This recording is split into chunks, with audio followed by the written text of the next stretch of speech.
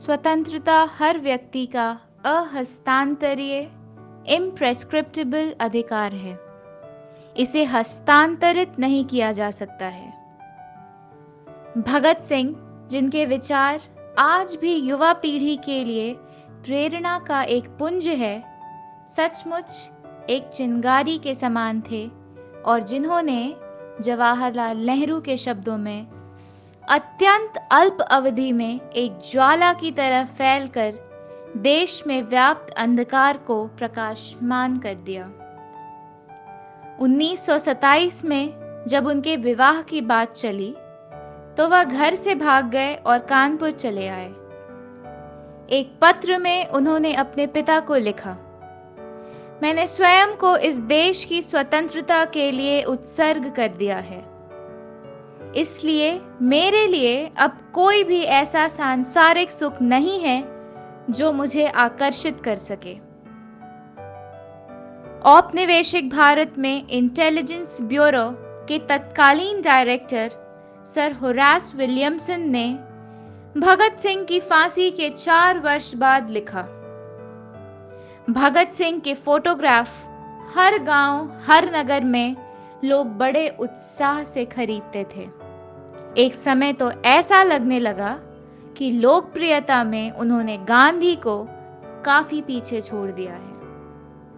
प्रस्तुत है शहीद भगत सिंह और उनकी विचारधारा प्रोफेसर पीयूष कमल सिन्हा की दृष्टि में। It is easy to kill individuals, but you cannot kill the ideas. Great empires crumbled while the ideas survived. व्यक्ति को मार देना सहज है, पर विचारों को मारना नामुमकिन है। विशाल साम्राज्य टुकड़े टुकड़े होकर बिखर गए। इतिहास में ऐसे अनेक उदाहरण हैं, पर विचार शाश्वत होते हैं, वे कभी नहीं मरते। फ्रांस के अगस्टे वैलेंट से प्रेरणा ग्रहण कर दिल्ली स्थित केंद्रीय विधानसभा में बमों के धमाके कर शहीद भगत सिंह ने भारतीय जनमानस को आइडियाज अथवा विचारों के संबंध में यही संदेश देना चाहा था।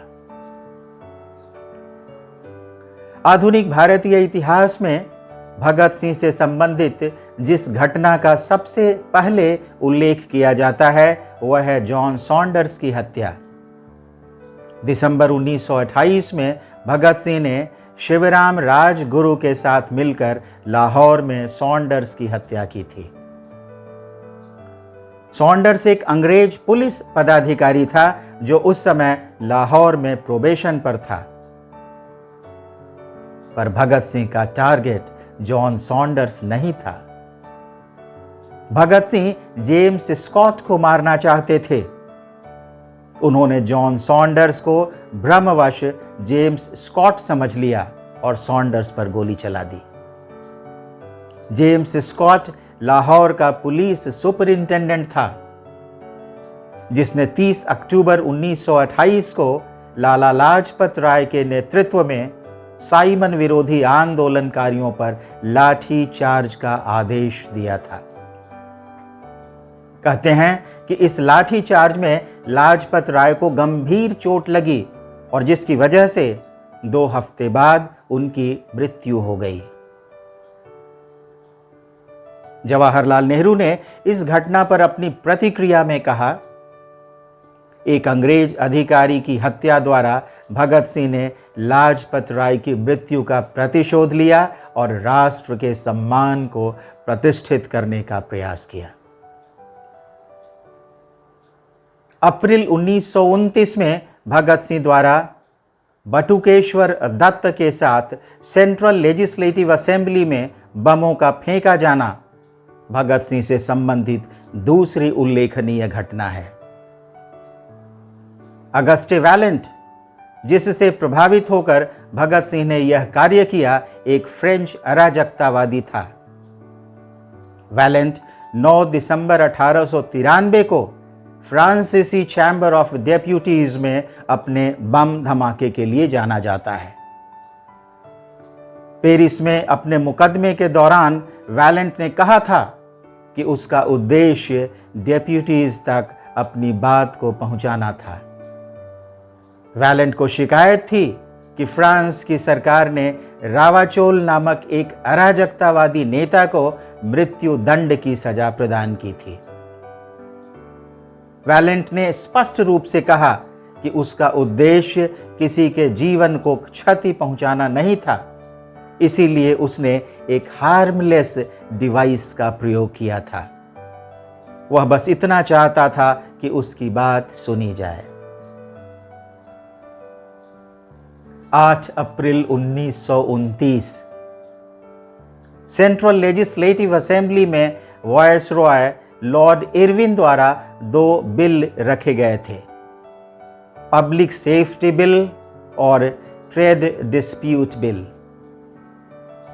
इन विधेयकों का उद्देश्य भारतीयों, विशेषकर श्रमिकों की नागरिक स्वतंत्रता को कम करना था। सेंट्रल लेजिस्लेटिव असेंबली ने इन विधेयकों को अस्वीकृत कर दिया था, पर वायसरॉय अपने विशेषाधिकार का प्रयोग कर इन्हें किसी भी सूरत में अधिनियमित कराने का प्रयास कर रहा था। भगत सिंह एवं हिंदुस्तान सोशलिस्ट रिपब्लिकन एसोसिएशन को इन विधेयकों से गहरी आपत्ति थी। अपने विरोध प्रदर्शन के लिए भगत सिंह ने अगस्टे वैलेंट की तकनीक अपनाई। वैलेंट की तरह भगत सिंह का उद्देश्य भी किसी को क्षति पहुंचाना नहीं था। वह बस अपनी बात ब्रिटिश सरकार तक पहुंचाना चाहते थे। To make the deaf hear, जैसा कि उन्होंने सेंट्रल लेजिस्लेटिव असेंबली में फेंके गए लीफलेट में स्पष्ट लिखा था। बाहरी ब्रिटिश सरकार को वह अपनी बात सुनाना चाहते थे। इसीलिए सेंट्रल लेजिस्लेटिव असेंबली में उन्होंने जो बम फेंके वे बिल्कुल हार्मलेस थे। बम फेंकने के बाद भगत सिंह चाहते तो बड़ी आसानी से भाग भी सकते थे, पर पूर्व नियोजित कार्यक्रम के अनुसार उन्होंने सरकार को मौका दिया कि वह उन्हें गिरफ्तार करे। उन्होंने निर्णय लिया था कि गिरफ्तारी के बाद मुकदमे में बहस के दौरान वे न्यायालय को एक मंच, एक प्लेटफॉर्म के रूप में प्रयोग करेंगे और इस प्रकार उनकी विचारधारा को भारतीयों के बीच प्रचार प्रसार का अवसर प्राप्त हो सकेगा। भगत सिंह द्वारा असेंबली बॉम्ब थ्रोइंग इंसिडेंट की तीखी आलोचनाएं हुई। 6 जून 1929 को दिल्ली के सेशन जज लियोनार्ड मिडिल्टन की अदालत में भगत सिंह ने अपना पक्ष रखा। उन्होंने कहा, गिरफ्तारी के बाद जेल में हमारे पास कुछ पुलिस अधिकारी आए थे। उन्होंने हमें बताया कि लॉर्ड इरविन ने इस घटना के बाद असेंबली में कहा कि यह विद्रोह किसी व्यक्ति विशेष के विरुद्ध न होकर संपूर्ण शासन व्यवस्था के विरुद्ध था। भगत सिंह कहते हैं, हमने तुरंत समझ लिया कि सरकार ने हमारी मंशा को सही रूप में समझ लिया है। उन्होंने स्पष्ट किया, मानव जीवन को प्यार करने में हम किसी से पीछे नहीं हैं। हमें किसी से व्यक्तिगत द्वेष नहीं है। हम न तो बर्बरतापूर्ण उपद्रव करने वाले इस देश के कलंक हैं, जैसा कि दीवान चमन लाल ने कहा है, और न ही हम पागल हैं, जैसा कि लाहौर के ट्रिब्यून तथा कुछ अन्य अखबारों ने सिद्ध करने का प्रयास किया है। बाद में 2 फरवरी 1931 को एक घोषणा द्वारा भगत सिंह ने अपना पक्ष और अधिक स्पष्ट किया। उन्होंने कहा, ऊपरी तौर पर मैंने एक आतंकवादी की तरह कार्य किया है, लेकिन मैं आतंकवादी नहीं हूं। यद्यपि भगत सिंह की गतिविधियां प्रथम दृष्टि में आतंकवादी प्रतीत हो सकती हैं, पर यदि सूक्ष्मतापूर्वक एवं गहराई से विचार किया जाए तो स्पष्ट ज्ञात होगा कि भगत सिंह सहित हिंदुस्तान सोशलिस्ट रिपब्लिकन एसोसिएशन एवं नौजवान भारत सभा, भगत सिंह जिनके संस्थापक सदस्यों में थे, का नजरिया अधिक व्यापक था। They had a much broader perspective. एक मुकदमे के दौरान भगत सिंह ने स्पष्ट रूप से कहा था, उन्हें बॉम्ब एवं पिस्टल के कल्ट में भरोसा नहीं है। 1922 में जब गांधी ने असहयोग आंदोलन को वापस ले लिया तो 15 वर्ष के युवा भगत सिंह को घोर निराशा हुई। गांधी की अहिंसा की राजनीति, सत्याग्रह का उनका सिद्धांत, सब कुछ भगत सिंह को अर्थहीन प्रतीत होने लगा। धीरे धीरे उन्होंने महसूस किया कि गांधी की राजनीति कुछ इस प्रकार की है कि वह एक प्रकार के शोषकों को विस्थापित कर समाज में दूसरे प्रकार के शोषकों को स्थापित कर देगी। वह युवा क्रांतिकारी आंदोलन की ओर आकृष्ट हुए। वह 1924 में स्थापित हिंदुस्तान रिपब्लिकन एसोसिएशन में सम्मिलित हुए, जिसमें चंद्रशेखर आजाद, राम प्रसाद बिस्मिल, अशफाकुल्ला खां जैसे क्रांतिकारी थे। ज्यूसेppe मैज़ीनी के यंग इटली मूवमेंट से प्रभावित होकर उन्होंने 1926 में स्वयं एक क्रांतिकारी संगठन नौजवान भारत सभा की स्थापना की। भगत सिंह कहते हैं, revolution is the inalienable right of mankind. पर जैसा कि उन्होंने असेंबली बॉम्ब केस में कहा कि कोई आवश्यक नहीं कि क्रांति का अर्थ रक्तमय संघर्ष ही हो, क्रांति में व्यक्तिगत प्रतिशोध के लिए भी कोई स्थान नहीं है। भगत सिंह की दृष्टि में क्रांति का अर्थ है समाज का आमूल परिवर्तन, जिसकी परिणति अन्याय पर आधारित पूंजीवाद की समाप्ति के साथ ही समाजवाद की स्थापना है। क्रांति के निर्माण में विचारों की भूमिका पर बल देते हुए वह कहते हैं, bombs and pistols do not make a revolution. The sword of revolution is sharpened on the whetting stone of ideas. क्रांति की धार विचारों के सान पर तेज की जाती है। सन 1928 में मई से सितंबर तक भगत सिंह ने कृति में अराजकतावाद पर कई लेख लिखे। उन्होंने रूस के ख्यात क्रांतिकारी अराजकतावादी मिखाइल बाकुनिन को पढ़ा था। भगत सिंह कहते हैं कि लोग अराजकतावाद का गलत अर्थ लगाते हैं। इस शब्द से लोगों के मन में भय का एक भाव उत्पन्न होता है।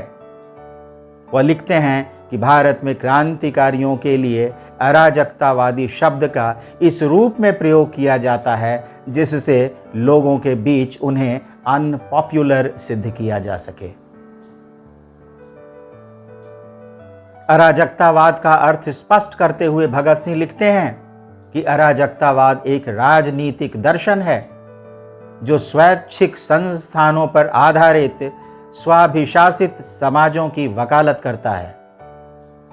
यह एक ऐसी विचारधारा है जिसमें राज्य की उपस्थिति को अनावश्यक माना जाता है। यही कारण है कि अराजकतावादी को अराज्यवादी भी कहते हैं। इस सिद्धांत के अनुसार मनुष्य मूलतः विवेकशील, निष्कपट और न्यायपरायण प्राणी है। अतः यदि समाज सही ढंग से संगठित हो तो किसी प्रकार के बल प्रयोग की आवश्यकता ही नहीं रहेगी। ऐसी स्थिति में राज्य की उपस्थिति स्वतः अप्रासंगिक हो जाएगी। भगत सिंह पर मार्क्सवादी समाजवाद का गहरा प्रभाव था। समाजवाद की उनकी परिभाषा एवं व्याख्या मार्क्सवाद की ही तरह वैज्ञानिक थी। एक बार युवा राजनीतिक कार्यकर्ताओं को सलाह देते हुए उन्होंने उन्हें अपना आदर्श बताया, मार्क्सवादी आधार पर समाज का पुनर्निर्माण, reconstruction of society on Marxist basis. जाने माने राजनीतिक चिंतक J.M. एडम्स का मत है कि भगत सिंह की विचारधारा मार्क्स की तुलना में लेनिन से कहीं अधिक निकट मानी जा सकती है। 21 जनवरी 1930 को लाहौर कंस्पिरेसी केस में मुकदमा शुरू होते ही भगत सिंह एवं उनके सहयोगियों ने नारा लगाया, long live socialist revolution, long live communist international, long live people, Lenin's name will never die, down with imperialism. नारा लगा चुकने के बाद भगत सिंह ने कोर्ट में एक टेलीग्राम का टेक्स्ट पढ़ा और मैजिस्ट्रेट को इसे थर्ड इंटरनेशनल को भेज देने को कहा। टेलीग्राम में लिखा था, on Lenin day we send hearty greetings to all who are doing something for carrying forward the ideas of great Lenin. We wish success to the great experiment Russia is carrying out. We join our voice to that of the international working class movement. The proletariat will win. Capitalism will be defeated. Death to imperialism. अपने jail notebook में भगत सिंह साम्राज्यवाद एवं पूंजीवाद की व्याख्या एवं आलोचना के क्रम में लेनिन को कई बार उद्धृत करते हैं। भगत सिंह को जिस दिन फांसी दी गई उस दिन वह एक जर्मन मार्क्सवादी विचारक क्लारा जेटकिन रचित रेमिनिसेंस ऑफ लेनिन का अध्ययन कर रहे थे। भगत सिंह से जब पूछा गया कि उनकी अंतिम इच्छा क्या है तो उन्होंने जवाब दिया, वह लेनिन के जीवन का अध्ययन कर रहे हैं और वह अपनी मृत्यु के पहले इसे पूरा पढ़ लेना चाहते हैं। भगत सिंह का एक प्रसिद्ध लेख है, why I am an atheist, मैं नास्तिक क्यों हूं। यह लेख भगत सिंह ने लाहौर सेंट्रल जेल में रहते हुए लिखा था। यह 27 सितंबर 1931 को लाला लाजपत राय द्वारा स्थापित लाहौर के अखबार द पीपल में प्रकाशित हुआ। इस लेख में भगत सिंह ने ईश्वर के अस्तित्व पर कई तर्कपूर्ण सवाल खड़े किए हैं। उन्होंने मानव मन में ईश्वर की परिकल्पना के साथ साथ मनुष्य की दीनता और उसके शोषण की बात की है। वह वर्ग भेद एवं वर्ग संघर्ष की बात करते हैं। वह पूछते हैं, यदि ईश्वर है तो दुनिया में इतने कष्ट और संताप क्यों हैं। भगत सिंह लिखते हैं, मैंने अराजकतावादी नेता बाकुनिन को पढ़ा, कुछ साम्यवाद के पिता मार्क्स को, किंतु अधिक लेनिन, ट्रोत्स्की एवं अन्य लोगों को पढ़ा जिन्होंने अपने अपने देश में क्रांति लाई थी। ये सभी नास्तिक थे। बाद में मुझे निर्लंब स्वामी की पुस्तक सहज ज्ञान मिली जिसमें रहस्यवादी नास्तिकता है। भगत सिंह कहते हैं कि 1926 के अंत तक मुझे इस बात का विश्वास हो चुका था कि एक सर्वशक्तिमान परम आत्मा की बात जिसने ब्रह्मांड का सृजन और संचालन किया एक मिथ्या है। भगत सिंह अमेरिकी लेखक अपटन सिंक्लेयर को उद्धृत करते हुए कहते हैं कि अपटन सिंक्लेयर ने लिखा था कि मनुष्य को बस अमरत्व में विश्वास दिला दो और उसके बाद उसकी सारी संपत्ति लूट लो। वह बगैर बड़बड़ाए इस कार्य में तुम्हारी सहायता करेगा। धर्म के उपदेशकों और सत्ता के स्वामियों के गठबंधन से ही जेल, फांसी, कोड़े और ये सिद्धांत उपजते हैं। तर्क, विवेक एवं ज्ञान में भगत सिंह की जो आस्था थी, जीवन के अंतिम क्षणों तक वे उस पर कायम रहे। 23 मार्च 1931 अपराह्न 3 बजे का समय, लाहौर जेल के सीनियर जेल वार्डन चतर सिंह को अचानक पता चला कि भगत सिंह को कल की बजाय आज ही शाम में फांसी दिए जाने का आदेश हुआ है। वह दौड़े हुए भगत सिंह के पास गए और कहा, मेरी तुमसे केवल एक प्रार्थना है, अपने अंतिम समय में वाहे गुरु का नाम ले ले और गुरुवाणी का पाठ कर ले। भगत सिंह हंसे और कहा, मैं आपका आभारी हूं, लेकिन अब जब मेरा अंतिम समय आ गया है, मैं ईश्वर को याद करूं, लोग मुझे कायर कहेंगे। सारी उम्र तो उसे याद नहीं किया, मौत को सामने देखकर उसको याद करने लगूं। इसलिए मेरे लिए अच्छा यही होगा कि मैंने जिस तरह पहले अपना जीवन जिया है, अपना अंतिम समय भी उसी तरह गुजारूं। मुझे लोग नास्तिक कहेंगे कि भगत सिंह ने ईश्वर पर विश्वास नहीं किया, लेकिन कम से कम मुझ पर यह आरोप तो नहीं लगेगा कि भगत सिंह कायर और बेईमान था और अंतिम समय में उसके पैर डगमगा गए। तभी भगत सिंह के मित्र और वकील प्राणनाथ मेहता आ गए। एक दिन पूर्व भगत सिंह ने उनसे लेनिन की जीवनी लाने को कहा था, वह वही लेकर आए थे। भगत सिंह उस जीवनी को देख रहे थे और साथ में अपने मित्र से बातें भी कर रहे थे। बातों ही बातों में उन्होंने अपने मित्र से कहा कि वे जवाहरलाल नेहरू एवं सुभाष चंद्र बोस तक उनका आभार पहुंचा दें, क्योंकि उन्होंने मेरे केस में रुचि लेकर मुझे मदद करने की कोशिश की है। और फिर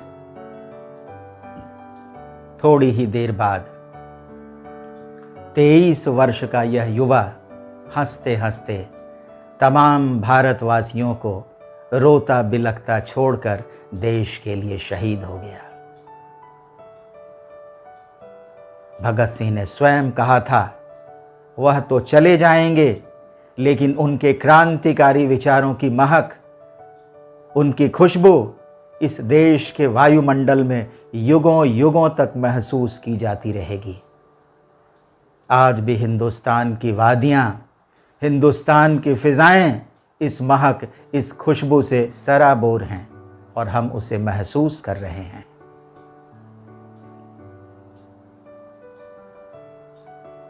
अपनी मृत्यु से पहले ब्रिटिश सरकार को लिखे एक पत्र में भगत सिंह ने कहा था, अति शीघ्र ही अंतिम संघर्ष की दुंदुभी बजेगी,